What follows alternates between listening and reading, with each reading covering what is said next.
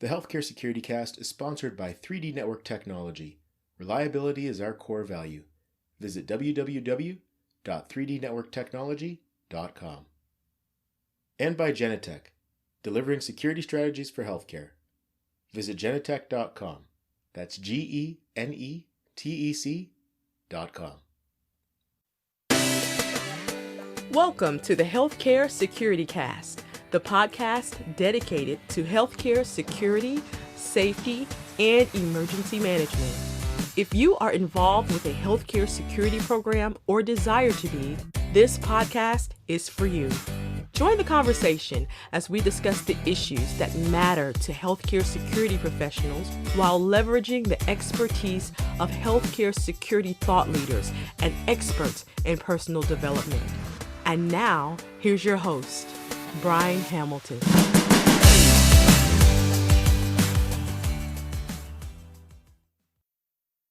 Welcome to the Healthcare Security Cast for Tuesday, June the 9th. As always, I want to thank you for your support and for listening. We've been downloaded over 1,600 times in 26 different countries. Show your support by joining the LinkedIn group and Facebook group for the Healthcare Security Cast, and follow our company pages on both LinkedIn and Facebook as well. Also, feel free to connect directly with me on social media. I'm on LinkedIn, Facebook, Twitter, Instagram, and TikTok. I'm the only Brian, B-R-I-N-E, Hamilton, on any of these platforms. Visit my website for links to all of these places. That's Brian, B-R-I-N-E, Hamilton.com. On today's show, we're joined by Sarah McVanel. Sarah is a professional coach, speaker, and author. Among all these things, Sarah is best known as a recognition expert. Combined with her extensive background in healthcare, she shares many insights that will help recognition within your teams, whether it be security or in other areas of healthcare. And now, let's get into the show. We're joined today by Sarah McVanel. Sarah, thank you for joining us today. Oh, thanks for having me. Now, I understand that you are a recognition expert, and just to let the audience know who you are, I guess I'll start by asking, who is Sarah McVanel? Well, I was the kid who could never laugh at kids who would fall down and hurt themselves on the playground. Probably a lot of your listeners will relate to that, which is why they pick security and being in service of people for their careers. And somehow that led me to focusing my career on helping people appreciate others more effectively and really see every single one of us as having an important role and contribution, particularly those behind the scenes unsung heroes, which I'm sure many of your listeners can relate to because they probably sometimes feel that way. So that's really my recognition expert career, is trying to help address some of that and making sure people feel valued, heard, and appreciated personally and professionally throughout their whole lives. Now, if you could give us a little bit of your background, I understand you have extensive experience in healthcare. Can you just kind of walk us through your career and let us know how you got to doing what you're doing today? Yeah, so I actually thought I was going to be a psychologist when I was in school. And when I graduated from my master's, I realized that the model that I was learning under was very much putting me in the role of expert, and it just didn't fit. I mean, how many of us graduate from when we're 22 and we're ready to start advising other people about how they should live their lives? So I took a job doing social work for a couple of years, wasn't quite the right fit, and then answered a job ad as an educator in a large teaching hospital. And I absolutely fell in love with it. I had been a teacher's assistant in university. I wrote the first TA guide, teacher's assistant guide to Brock University. So I just love teaching motivated adults. And I didn't realize that you could actually have that as a career. So I was this fortunate, successful recipient and ended up getting into organizational development. So helping teams who were imploding and helping with change projects and really trying to help steward the organization into a more engaged, more positive, healthy culture. And then I guess I was good at it because I kept getting promotions. And so worked at a management level and a director level. And then my last position was as a senior leader in a hospital. And I love it. In fact, we're doing this recording during COVID, and I really miss being in healthcare. I feel like I should be rolling up my sleeves and getting in there and helping people to feel better and cope and, preserve their culture and remain well. So I'm honored to be on your podcast because the work that is done by anyone behind the scenes, front of the house, in healthcare is so important. And I think you got a lot of folks who are listening to this, probably really trying hard to redefine their sense of agency during this challenging time. So that, yeah, my healthcare career is varied. And I think I did public relations for a while, volunteer management, ran the library. Yeah. So there's a whole bunch of different things.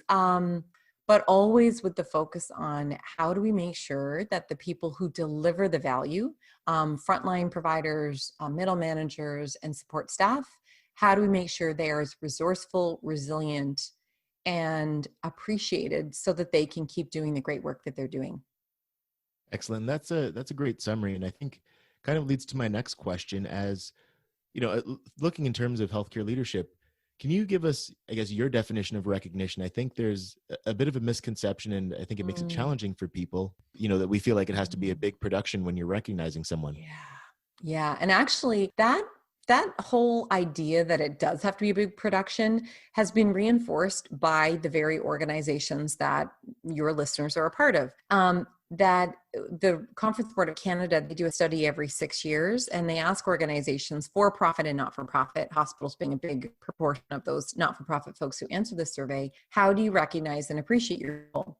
And the number one biggest spend, can you guess, Brian, what is the biggest spend in any organization? Certainly think about healthcare in particular. What do you think people are spending their time, money, and energy in when it comes to recognition? When it comes to recognition, I would say probably, something, I guess, tangible, like a plaques or something of that nature. Yeah, absolutely. It's related to years of service, and you're right. Often a plaque or a watch, a chicken dinner. There's a whole big performance that goes on behind honoring years of service, and for some people, that's really important. Particularly in the healthcare sector, where a lot of people are there for life because you train in your area of expertise, and therefore that seems to be the most logical place to stay in your career.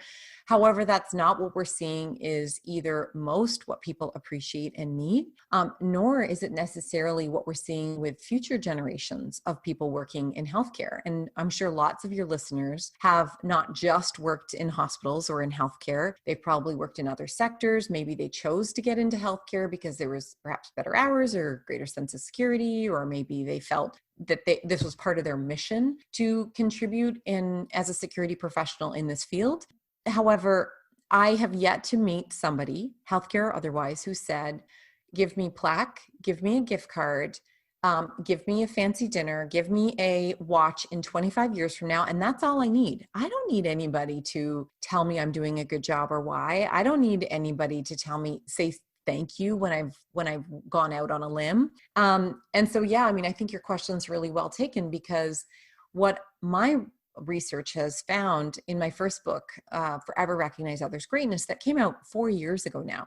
We went to a Canadian engagement survey company called Metrics at Work, and we asked them quite simply, take a look at all the data you've already collected on engagement surveys.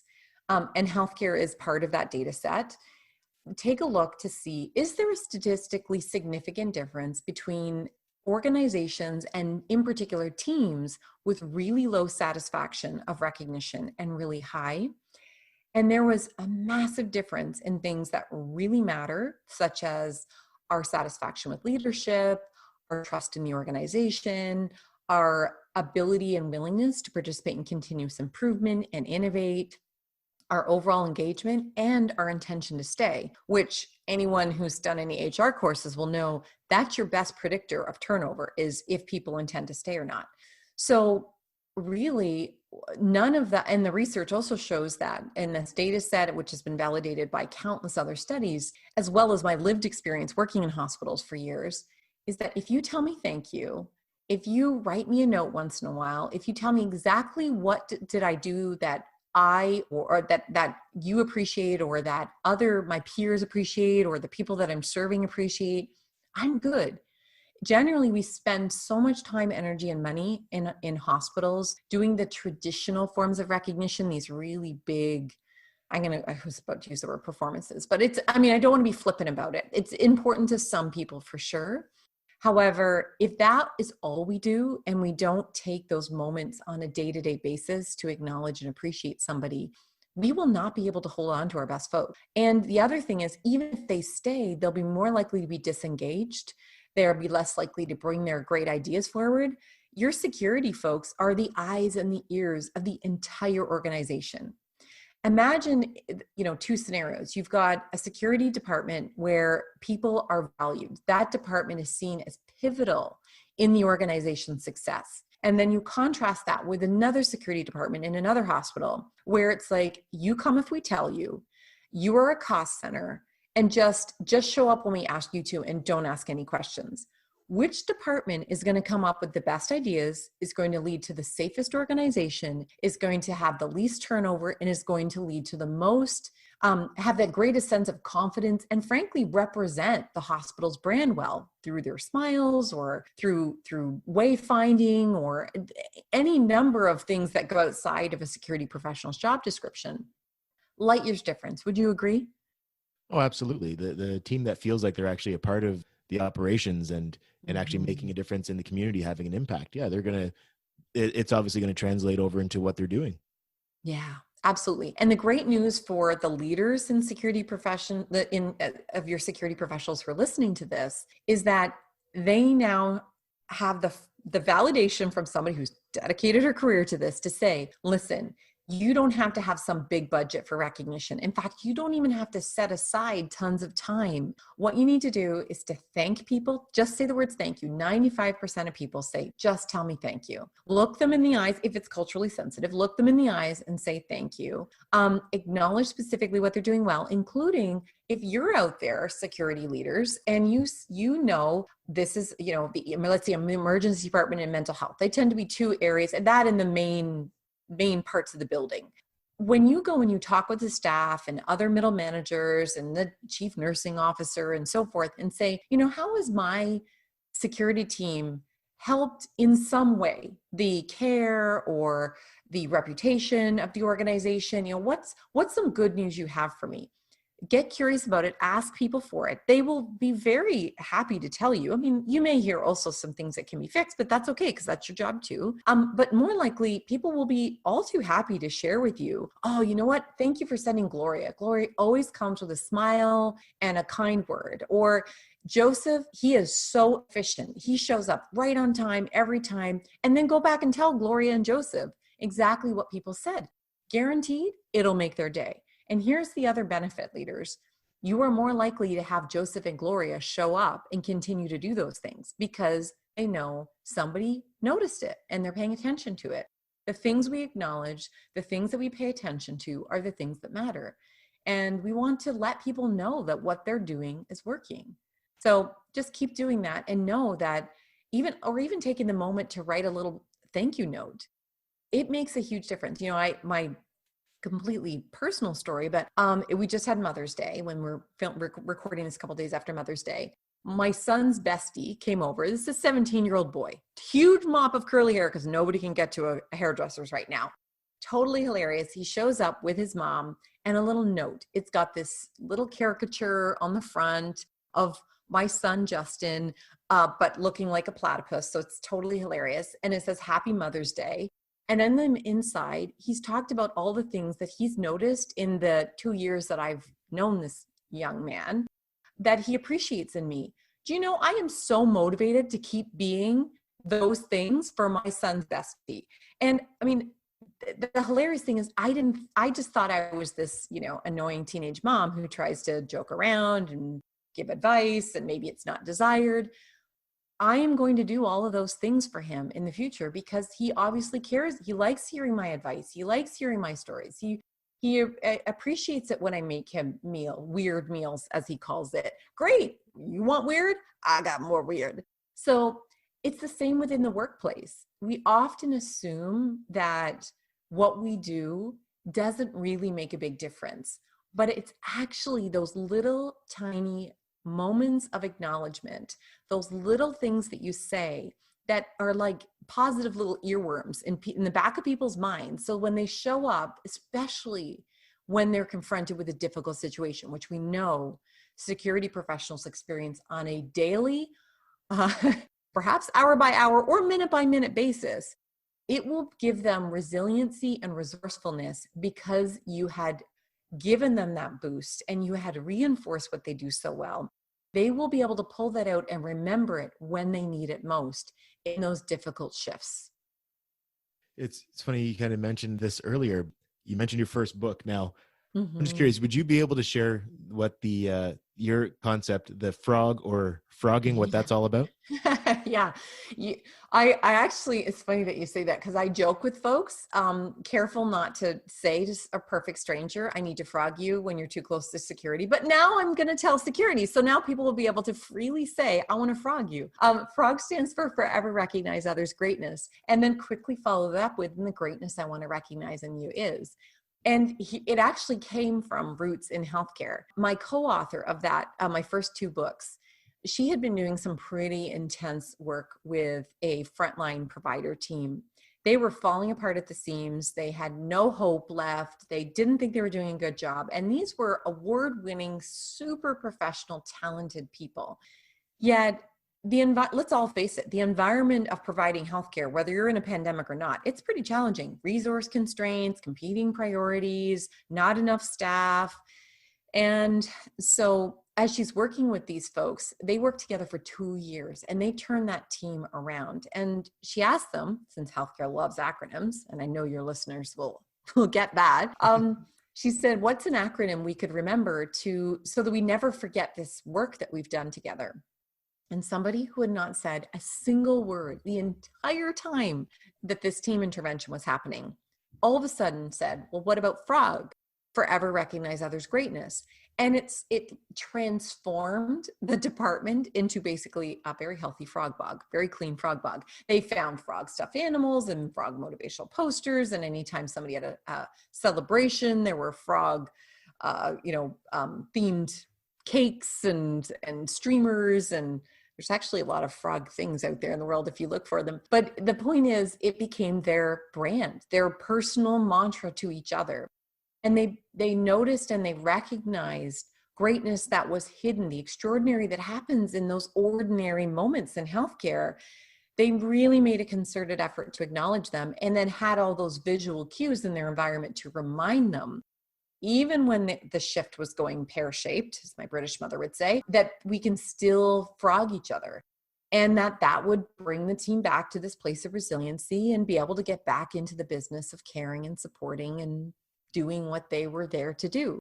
Because nobody shows up for work trying to do a bad job. It's just, we often get frustrated with people's behavior or our perceived view of their attitude or all the barriers, and we can fixate on the problems as opposed to notice what's working. And there's always something that's working, even if it's just a little bit. And we always have control over something, even if the only thing we have control over in a situation is appreciating something or someone that's happening in our environment.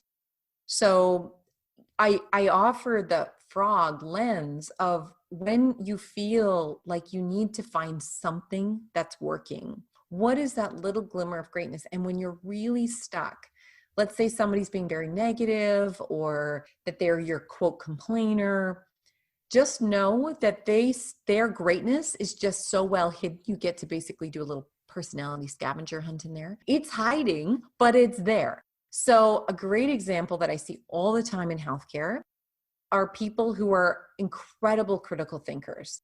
And critical thinkers, when they're frustrated and when they're in problem-solving mode, can seem really harsh, negative, and critical. However, if you look for how are they deducing that there's probably a solution or there's probably something we can fix and make better here, then you get curious about how their greatness is showing up, as opposed to what normally happens is we get fixated on the negativity and we ignore them and we further shut them down, which only reinforces more negativity. So, see a complaint as a poorly worded request and acknowledge that there's something to it. Acknowledge that there's some strength, skill set, insight into that, and know that your frontline security people are the eyes and ears that allow you to do a better job of delivering quality security support to your entire hospital. So even if somebody comes to you negative, complaining, venting, be honored they trust you enough that they're willing to do that for you, as opposed to there being a problem and taking up your time. And then get really curious about how their greatness has shown up behind and underneath all that negativity and their complaining, and acknowledge that first. It immediately de-escalates the person and allows them to save face, because the unfortunate reality is a lot of the time when somebody shows up really negative, they don't feel like greatness.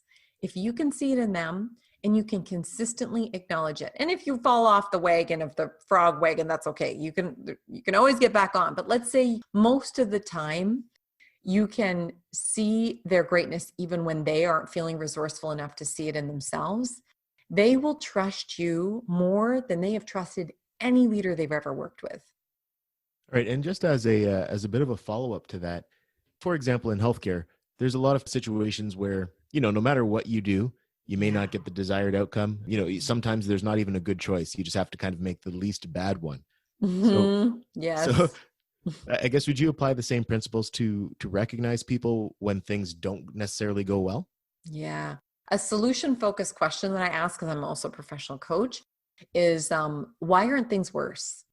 Or, if there was somebody else, particularly if somebody's feeling very unresourceful. So let's say that, an insert person here from your department. So let's say, you and I, Brian, are working in the same team, and you're not actually physically in the room with us, but we know you're a positive, level-headed guy. And your listeners coming to me and they're really upset. Maybe I would say to them, hey, if Brian were in this meeting with us and we're listening to everything that you shared, completely valid points, what would he want to remind you of that you're not thinking about right now? In other words, you can see this person's resourcefulness in a way that they maybe can't see in that moment. I have yet to have an experience in coaching hundreds of leaders in essential services. I've yet to have an experience where somebody cannot answer that question in a resourceful way. If you put yourself in the headspace of somebody else who sees you as resourceful and whole and fully capable, you can see yourself in a completely new light as well. The other thing about situations in healthcare, because we have so little control over many things that happen, either because the situation got out of control. So let's say you were called to a code white and you show up and the entire scene is just upside down and backwards because that's why you were called. To have compassionate, realistic expectations, other people may be looking to you to completely fix and solve the problem, but you didn't cause the problem. In fact, probably the poor person who's out of control, that is the reason why the code white was called, they have a whole bunch of stuff outside of their control as well. If you can see this as, I'm going to do the best I can in a really out of control situation, you can celebrate and acknowledge those things, as opposed to what we often do is we expect this super high standard, and other people can expect it of your folks too. So I'm not saying it's just we're all hard on ourselves. They probably expect you to show up like a white knight in there fixing the entire situation. Well, if you as a security team have realistic conversations about what's the minimum we need to do to make sure that there is people, we restore their faith, we bring a greater sense of calm, we get the situation under enough control that people are, it doesn't escalate. What would that look like? Right through to best case scenario, it couldn't be better if we tried. What would that look like?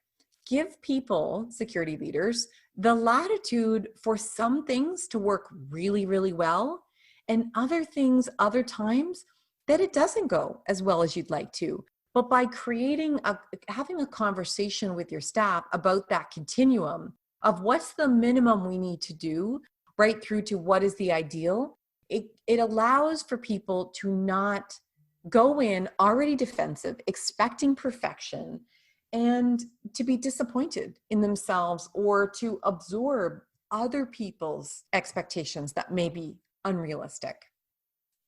If we have anybody listening who doesn't have any type of recognition program right now, and they just wanted to get started with something, what would be a good first step? Mm-hmm.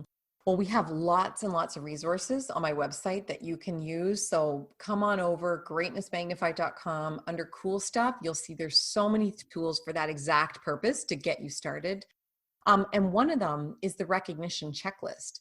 So if you hand this out to your staff and you ask them to tell you, how do you want to be recognized? Which is basically the platinum rule. Golden rule is do unto others as you would want done unto you. However, really taking recognition in a much more resourceful, consistently effective place is recognizing your staff the way they want to be recognized. So for example, you, Brian, you may be very shy in front of groups and not want to be standing out. And therefore, if I point you out in a team meeting as like, wow, Brian, you handled that so well. Everybody, let me tell you every detail about how well he did. You may want to hide in the corner, especially given tall poppy syndrome, which often happens in healthcare. You seem like you stand up and there is somebody there ready to chop your head off. So you may think that is the worst form of recognition, to point me out in front of my colleagues. Whereas somebody else, let's say, in the case of Joseph wants public attention. He wants you to tell everybody every detail about how awesome he is as frequently as possible.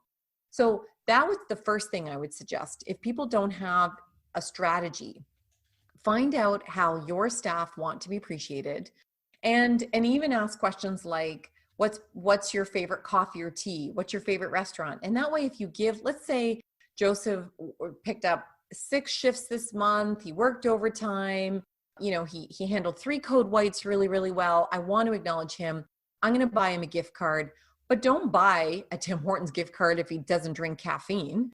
Buy him the gift card that he wants. I love Swiss Chalet because that's where I can afford to take my young family. Great, buy him that gift card, not just any old random gift card. So it allows you to personalize the recognition as well. It allows you to communicate through those small gestures. I'm paying attention. You matter to me. I care about you. And ultimately, that's what every human being who will ever work for you needs. They need to feel that they matter. And we're not all independently wealthy. We show up partly because we get a paycheck and also partly because we need to have a sense of contribution.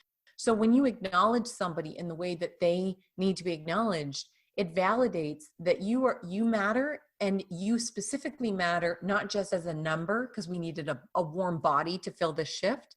You matter because of what you uniquely bring to the role.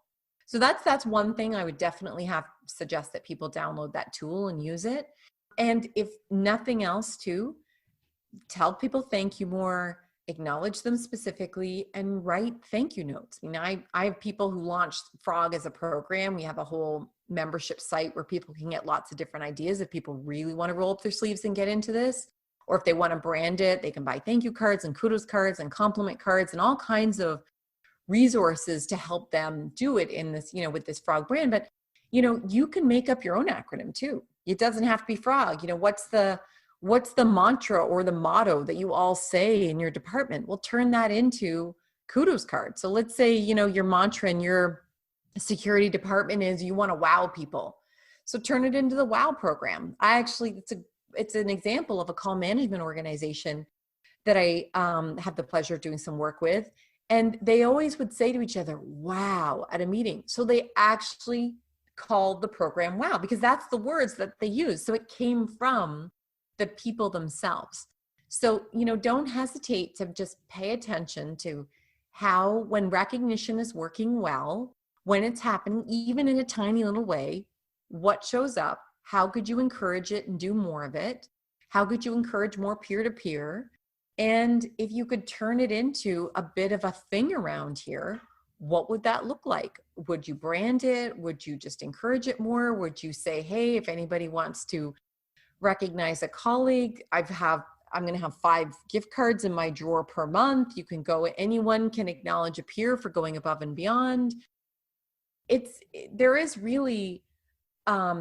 very little, people are worried that they're going to mess it up, that they're going to play, it's going to seem like favoritism, or that people won't react well. My experience in 20 years in organizational development, I can safely say to all of your listeners with 100% confidence, you will do way more good than cause problems or any minor downsides that could happen by encouraging and practicing more and more recognition. So it's worth it. And if the odd person is irritated, that's okay, because they may have been irritated by you not recognizing them or the recognition not happening enough anyway. Some people are just irritated, and that's okay, because it's part of being human. Okay, and the next thing I actually wanted to ask you about is peer-to-peer recognition. Obviously, this is an important element as well. Could you talk a little bit about peer-to-peer recognition and just how we can, as leaders, how we can kind of encourage it and foster that? Mm-hmm. Well, certainly when somebody comes to your office and they tell you something that's good, that whether it be from another department or within your own department, you could say, wow, that was so great. Thank you so much for sharing that with me. Hey, I'm just curious, have you also told so-and-so? So you can encourage them to give the thank you or the personal specific acknowledgement. You could have, if let's say you have your own, if your main location has a spot where people, lock up their valuables and punch their sheets or whatever they do in that main spot, you could have an actual board there, a kudos board, and encourage people to acknowledge each other. And similarly, you can use that board for you to encourage other departments to recognize you or your individuals, and post those up as well, print them off if it's an email, if it's a thank you card, or if somebody has verbally told it to you, you could write it out on a sheet of paper and put it up there. I did some work with Home Depot stores, and they were doing this really successfully in their stores, and then they found it started to get stale. People kind of stopped writing them after a while. So they just mixed it up. They started making each department responsible for initiating the recognition of other departments. And so it was the painting department's turn to be initiating as many acts of recognition as possible. And in another store, they decided to turn, when you write a thank you card or a thank you note or a little mini kudos card, to turn it around, put the person's name up on the bulletin board, and anything that has a name on it, on the back side of it, the person hasn't read yet. So what would happen is you go out and your friend Harit, you'd say, hey Harit, did you know that there's a kudos for you sitting in the lunchroom? Well, Harit would not be able to wait until her lunch break. She'd be so excited for her lunch break. So there's lots of ways that you can have visual recognition, and then you can kind of keep making it fresh, keep it alive, keep it exciting, keep it interesting. And just, noticing it. Like when you see recognition, positive recognition happening, and I actually like to call it, it's actually a form of gossip when people say positive things about their peers behind their back. That's good gossip. So encourage that. When people are saying positive things about their colleagues or other departments behind their back, like, wow, that's the kind of gossip we need around here. How do we make sure that this gets back to that person? And some people will have their own ideas. Oh, I should tell them, or well, you tell them. I'd feel weird if I said it, or maybe that would be great if the CEO sent us a note. Great, put it in the CEO's ear and say, hey, this is some great stuff that's been happening in security. A number of people mentioned it. Do you think you could write a little note to my team? So you could, this peer-to-peer recognition, again, it's important that it fits the style of your department, and it will evolve over time. And that's exactly how it should be. Can you share any examples with us of just how recognition has had a positive impact? There's one story that stands out. Mm-hmm. Yes, definitely. I was working in my last organization, a large community hospital, and the medical devices reprocessing team, MDR, they, like security often feels, they're unsung heroes. They only hear about things when things go wrong, and they don't often get thought about when things go right. Not to mention the fact that they are, their communications a barrier because they're in the basement with no windows. They often work alone. they're behind masks. They all wear the same thing. So there isn't a lot of personalization. They wear a uniform, just like a lot of security professionals do, most security professionals. And what was happening was the only thing they ever heard from each other as well as other departments was when they were messing up. It chipped away at their confidence, of their sense of contribution. And it got to the point where the engagement survey results, that as any Ontario hospital folks listening to this will know, that that's a requirement. Every 2 years, hospitals are mandated, legislated to do an engagement and satisfaction survey. Well, this team had 35% engagement when the next least satisfied team was at something like 54%. But the most satisfied clinical team was 82%. So huge difference in the experience of the most satisfied and engaged to the least team. What we did was we went in and we started with their morning huddle meetings. And if any of your listeners have brief morning huddles, if you're not already starting with something positive, and I don't mean Pollyanna, I mean, who's somebody that helped you? What's a situation you handled well this week that you want to share a learning from it? What's a department that you really like working with and why? What's a positive thing that a member of the public said to you or about the team lately? Why do you feel proud to work here? Like any of these sorts of questions. That's what we started to do with the team, is we would go in there and we were coaching the supervisor at the time about how to start their morning meetings with something positive. 30 seconds to a minute. That's it. And it started to shift. They weren't doing any peer-to-peer recognition before. They started to have this conversation about things that they noticed in themselves and each other that worked. Then people started to bring acknowledgments forward that they heard from other people, so that there wasn't this belief that, quote, nobody appreciates us. They would look for little tiny glimmers where they were valued and appreciated. And we also started to teach some of the little tiny tools and suggestions that they could use to further encourage peer-to-peer recognition, such as before you go to break, find somebody in your environment, smile at them, and tell them exactly why you're glad that they showed up to work today. These little tiny hacks that people could easily build into how they do their work. Well, we worked with them at least once a week. We were down there at their huddle, teaching them a little skill, having them practice it, coming back. How did it go? What did you learn from it? Teaching them the next thing. Recognition was the number one intervention. There were a few other things that we tweaked along the way and that they addressed, but definitely far and away, recognition was the core focus. Within 2 years, so the next engagement survey, they were the second most satisfied team in the organization and the most satisfied clinical team. I mean, if that's not the biggest turnaround I've ever seen in my career, I don't know what is. And it was because people finally felt valued, heard, appreciated, and that they mattered.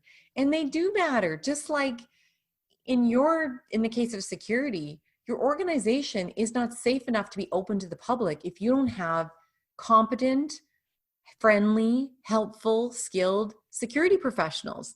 Same with MDR. If you don't have clean instruments in complete kits and that are ready and on time, surgeries get canceled, colonoscopies aren't safe, it's an important backbone of the organization. So sometimes departments like MDR, security, stores, finance, human resources, sometimes we have to create systems within our own department to feel we recognize each other and that we're asking other departments to tell us why we matter and what we're doing well, because you are the unsung heroes behind the scenes.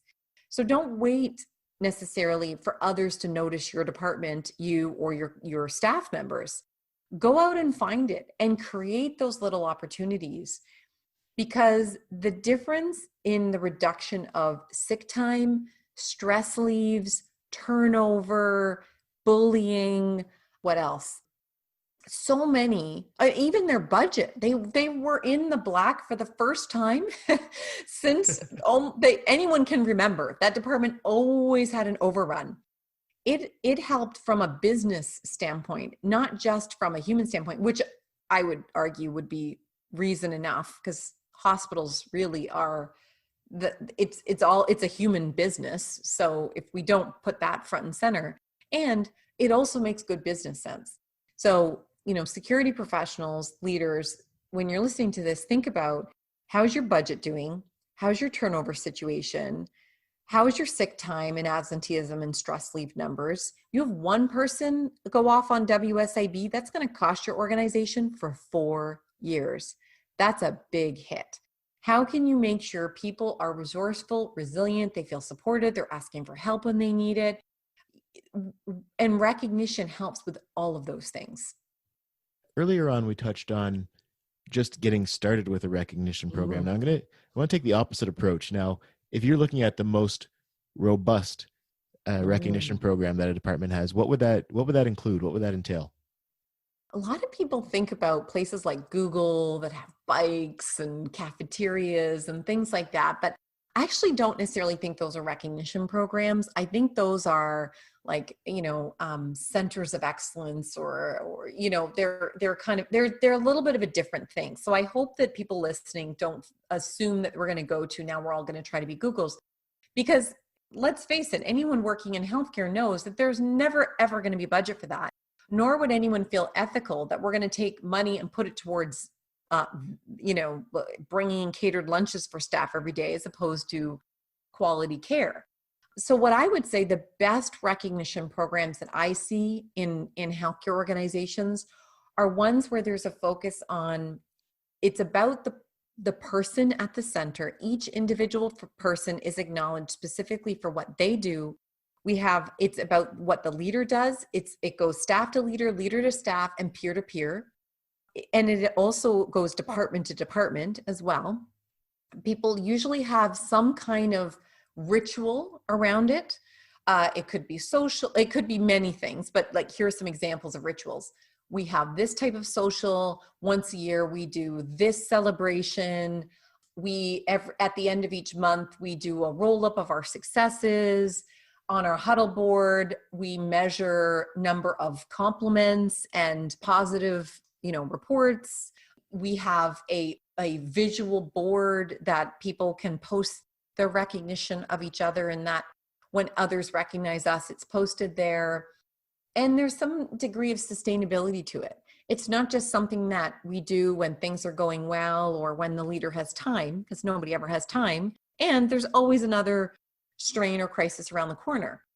One of the best tests for a truly sustainable recognition program is we do it when nobody's watching, when it's harder, when we feel we don't have the time, and when people need it most.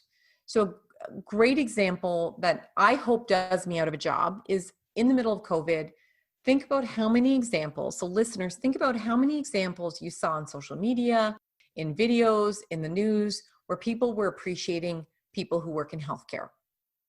I hope that you felt a part of that acknowledgement, by the way, not just frontline providers.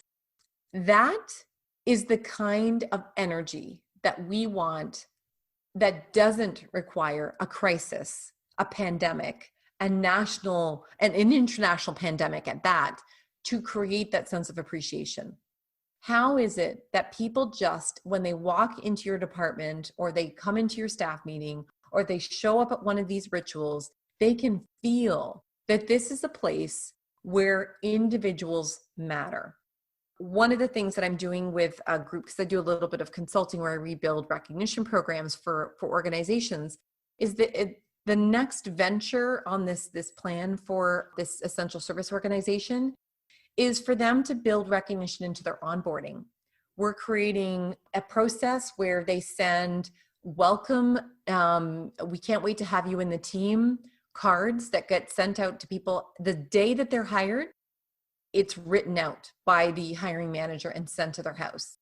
A whole process of making sure that their badge is ready, that their email is set up, and everything that they need to be successful from day one. Not, oh gosh, right, I forgot that you were showing up today. Why don't you go sit in that closet with all the dusty binders and start pulling them off the shelf and reading them. They're also making sure that they know the key people that they have meetings with those key people, and that they are going to have a tour. They're going to be matched up with a peer mentor to not just take them around and do a tour the first day, but that it's actual, here is your person. This is the person that can mentor you and support you when you experience your very first difficult thing as a security professional in this organization. Here's your person. Here's their number. They've agreed for you to be able to text them or phone them or email them if you need them, if you want their support, and that is actually set up from the beginning. Like we can look at recognition once people are in the organization, but I like to tell my clients the best recognition programs start from the very first interaction your person has with your organization. And unfortunately, all too often, we have this, listen, you're lucky if you even get this job, sort of bravado. And all of a sudden, and then they come on, and then we eat our young in healthcare. So it's like, prove to us that you're any good. And we put them through the ringer as they're being onboarded, which is why some people don't last. And then once they finally kind of get up to speed, we're like, oh, thank God you're here. But by this point, they've been so badly treated for so long that they're not motivated and excited and happy to be there anymore. So we've already wiped all the enthusiasm that they're happy that they're working here, made sure that that's out of the way. And now we have to we want them to stay. It makes absolutely no sense. And then we've got sort of the tail end of that, where we've got folks in healthcare where it's 10 years plus. Generally, that's when people are very dissatisfied and disengaged, probably because that's when we finally they've got so much expertise and knowledge, and they know that. And yet they had to fight their way through the lions to be able to get there and to have respect. So I say, if you were to treat this person like the most important person in the organization, how would you treat the CEO? How would you treat your top donor? How would you treat your, most coveted person with the best expertise you could ever be lucky enough to have in your organization? And then figure out what that is, and figure out a sustainable way to treat every potential new hire that way. And I know that some of you listening will think, well, I don't have any control over the human resources process, or, we've got a lot of barriers. You know what? Know the barriers, apologize for them, and then treat the person with so much respect and dignity. Make up for any barrier that they may have had without throwing your organization under the bus. It could be like, I recognize it's taken 6 weeks for you to get to this interview, but I just want to tell you, thank you so much for hanging with us. I'm really excited to interview you. Do you have what you need? You've got a water? Great. Perfect. Thanks again for coming in. I know middle of the day is not easy to find the time, but I'm thrilled you're here. Shall we get started? Like, that would be amazing. But how many times do we do something like that? Usually it's like, so we just start drilling them like we're, grilling them like we're drill sergeants, or we're, like it's the Spanish Inquisition. So treat people with the dignity of respect that you would of any person that's important in the organization from the very first point of contact you have with them, and maintain that momentum. And I think you will find you have some of the most satisfied, most engaged, and most trustworthy staff in the entire place. Excellent. Now, I kind of want to shift gears and focus on one specific point. Now, obviously in a healthcare organization, it's made up of a lot of people, a lot of different personalities, and not everybody is going to see eye to eye. Mm-hmm. Do you have any special tips for giving recognition to maybe someone that you don't necessarily like? That's such a good question. I actually have a vlog on that. We'll have to put that in the show notes for sure. Well, when I was talking earlier about a complaint's a poorly worded request, if you can see that there's any validity at all to this person's point, even a little bit, it helps to take the defensiveness down a notch, because if you feel less defensive, it's a lot easier to relate to somebody. It's because oftentimes that conflict comes from this us and them place. The other thing is that, unfortunately, in the healthcare world, when it comes to your role as security professionals, sometimes people expect you to be the heavy. And so they already are defensive. whether it be the patient that has escalated and you're in there, you're supposed to somehow de-escalate it, but people expect you to like immediately do it, and perhaps sort of in a really intense way. People may feel like, when it comes to inter-team tension as well, that it's a quote personality difference. In actual fact, it probably could be a resource difference or a life experience difference. There's lots of reasons why people don't see eye to eye. And I really think it's important for folks to just know, I'm not going to get along with everybody. Not every situation is going to be easy. I am totally human if I don't find this very easy to deal with, and that's perfectly okay. So I guess what I would say to especially the leaders who are listening to this, how do I deal with people I don't like? Because there is definitely somebody, and you're thinking about that person right now. First, look to see where is their greatness hiding. If you can see it and acknowledge it, it'll be a lot easier. If it's a situation where you have to mediate between two people, just look at them as two perfectly imperfect, flawed and fabulous human beings, and you're going to just be the voice of reason and calm, and not get embroiled in that conflict with them, but just help them bring their issues forward and neutralize if people start to escalate, you're good at neutralizing. And that's one of the great things that I think security leaders have that a lot of other leaders in healthcare maybe don't have as much expertise in. You're often, your job when you show up on the scene is to de-escalate. So ask yourself, leaders, what are all the strategies that I know work, even if it's metaphorical strategies or theoretical strategies, because you maybe have to adjust them to dealing with two staff members who are in your office and they're, fighting verbally and they hate each other and they refuse to work on the same shift with each other and all the other drama that can unfold. What do you already know about de-escalating people that you could apply to your leadership of two staff members that you would normally apply if you were out there working frontline security? Humans are humans. You are trying to reduce people's amygdala hijack, get their prefrontal cortex working again, which means you got to lower the cortisol, be calm. If people really are escalating, be the calmest one in the room always. And say something that completely shocks them. Like, I hope you both know how much I value you on this team. That will shut them up because they will not expect that. They know that they're being a problem in your office. They know that they don't want to be feeling this way. They know that things aren't working. Shock them into listening to you and say, both of you, and then maybe point out each of their strengths in that moment. Larry, I can always depend on you to come in on time, fully prepared. You always look professional. You are a great representation. And Gloria, you are kind, you're compassionate, and you really care about our patients. I respect each of you as the security professionals that you are. What I think I've noticed in this interaction, as well as in other conversations we've had, you have different things that motivate you to do your work. And it's okay to be motivated by different things. What's not helpful is you expecting the other person to work your role the exact same way. So I think my job in this situation is to help you value what you bring to the role, understand that the other person brings some similar and also some different things to the role, and find a way to be okay with the fact that you're both unique and different. Because my job and neither of your job is to change anybody in this room.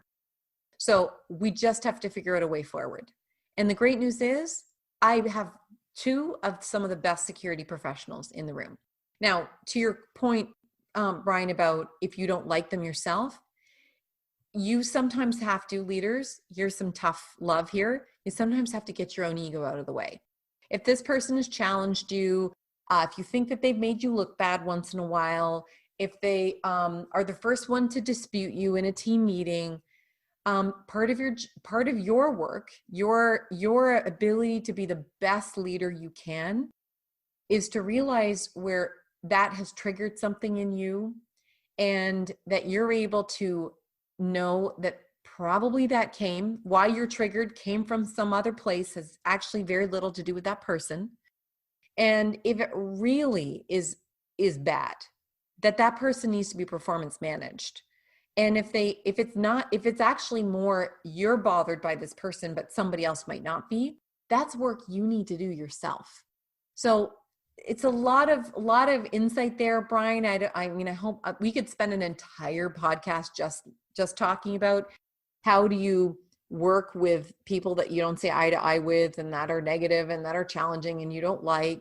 And I'm happy to do a part 2 if people respond that they really are, that they want more on that topic. The bottom line, though, is, with the exception of perhaps somebody who's been actually clinically diagnosed as being a psychopath or a narcissist, which I'm quite certain you don't have anybody in your department that has received that diagnosis. Everybody has greatness. Everybody has greatness. So be curious about that first and foremost, because you will find the things you seek. If you look for that, you will find that. If you look for flaws, you will find that too. Where do you want to spend your time and energy? Awesome. Well, I think we covered a great deal of topics just related to recognition. Now, is there anything I haven't asked you about yet that you'd like to discuss? No, I think we covered a lot of ground, and it's quite a lot of food for thought. I'm hoping that folks are reflecting at where they're at and being self-compassionate with themselves. If let's say they've not been recognizing very much, or they don't have a system in place, be kind to yourself. It may never have occurred to you in this moment, or maybe you were never really appreciated in your career, or perhaps you haven't really had the type of person or organization that you're working within that talks or reinforces that very much. So it's all good. The great news is it's very accessible for you to get started. And yes, the best time to plant a tree was 20 years ago, and the second best time is today. So just plant your recognition tree now, if you haven't before, and just go forward. So I think we've covered a lot of ground, and I welcome anyone who's not sure. And actually I have a book coming out right now about what are some rock leadership practices that help manage how we can use as healthcare leaders through times like now, crisis, huge transformational change, huge strain.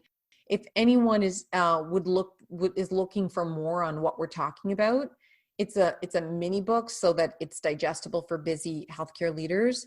They can reach out to me anytime, Sarah with an H at greatnessmagnified.com, or any other question that they have so that they can take this forward into their departments and their organizations. Excellent. Well, thank you very much for that. You actually stole the last question I had right out of my head. So perfect. Awesome. We're quite a team here. Maybe that's what it is we were just on the same wavelength. Yeah, absolutely. Now, you mentioned you'd given out your email. What are your preferred methods for anyone to reach out to you? Is it just email, or I know we connected on LinkedIn? They can go to, definitely LinkedIn, Sarah McVanel, McVanel. And also you're welcome to reach out to me via my website, greatnessmagnified.com. Lots of resources under cool stuff. If folks are looking for more tools to be able to use, we have a membership site. If people want copies of the books and other recognition materials, sometimes it's easier to start with materials that have been built and proven as opposed to creating our own. There's a whole bunch of resources in the store there that you can take a look at. So probably, LinkedIn and my website, greatnessmagnified.com are good places to start. Awesome. Thank you so much for taking the time today, Sarah. I really appreciate it. And I think there's a lot of valuable information in this podcast as well. My pleasure. Thank you. And this concludes another episode of the Healthcare Security Cast. Join us on the next episode when I will be interviewed by special guest host, Sarah Miller. In the meantime, feel free to listen to past episodes at brianhamilton.com/podcast. Don't forget to connect with the Healthcare Security Cast on LinkedIn and Facebook. We have company pages that you can follow on both platforms. Also, we have groups on both platforms, the Healthcare Security Cast community, where you can connect with other healthcare security professionals. Thank you again for your support. It's always appreciated. Until next time, stay safe and take care.